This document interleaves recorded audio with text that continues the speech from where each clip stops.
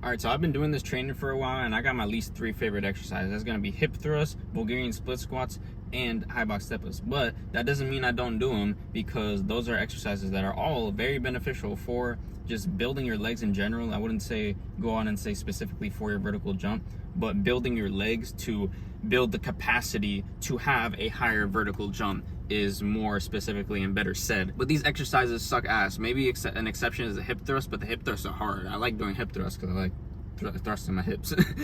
But they're hard. They're very hard. But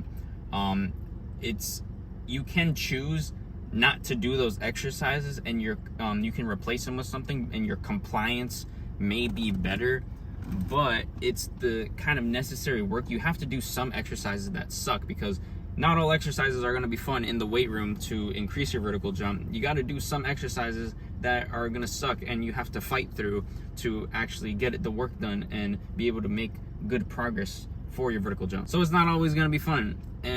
But doing these kind of exercises that are not fun are going to increase your mental capacity to keep doing those exercises that suck and are not fun, and also increase the mental capacity to just do all the work in general, and even the more fun work. It makes the fun work even more fun. Like say doing power cleans, you have to learn how to do the movement to do it correctly. It's not going to be fun at first, but then when you learn how to do the movement correctly, they're going to be pretty fun to just do. It's going to be pretty fun to thrust your hips and bring the weight up to your bar and catch the bar, because that's just like a pretty fun activity. But your mental is very important when it comes to training, because you're producing a lot of force from your body, and no matter what, that's going to take some type of mental energy and mental capacity out of you. So your brain is also like a muscle. Like you're training in the gym, when you're training and you have that next set that you're kind of scared to do, or you're tired and you're like not sure if you're going to get through the set, that's where the mental comes in, and you have to get stronger in your mental capacity to then be able to handle more and more training, more and more difficult training. As David Goggins says, do something that sucks every day. And that's not just the thing that's like, oh, be a tough guy, do something that sucks every day. It's also like literally scientific. In the Huberman podcast that I watched, when there's like a thing in your brain that if you do something that sucks every single day, it'll stay active. But then if you miss a day where you don't do something that sucks, then it's gonna shrink. It's like, I forget what it's called, but he mentions it in the podcast with David Goggins, if you've ever watched that. But you need that kind of mental capacity. You need to be doing something that sucks every single day, especially if it's towards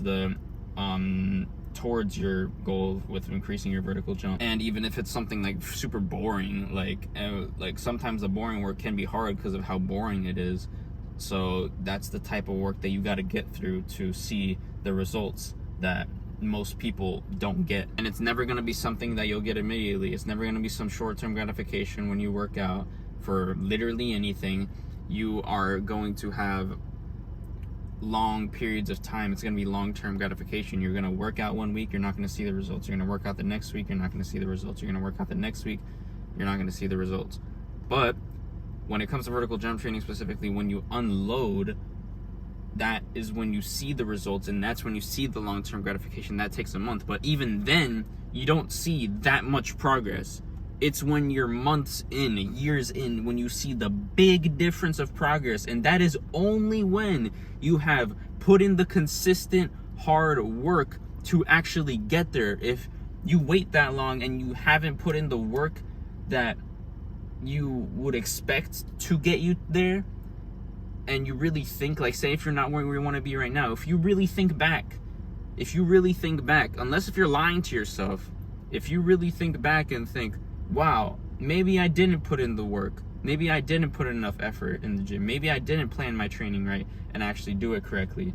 Although the most important thing is consistency. Even if your training is garbage, if you're consistent, you'll make progress no matter what.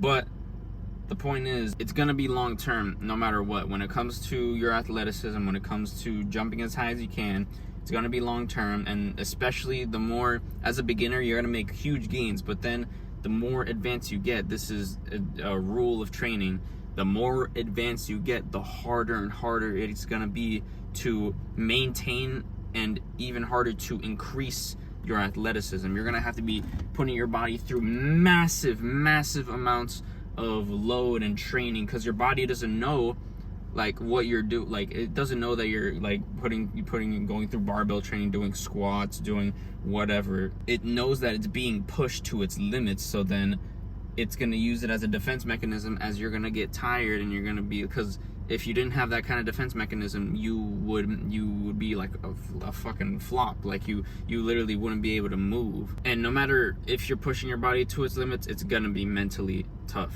to do and to go through. And even if you have exercises that suck, just because they suck doesn't mean you just go through the motions and get it over with. Oh, I'm just going to get the volume in.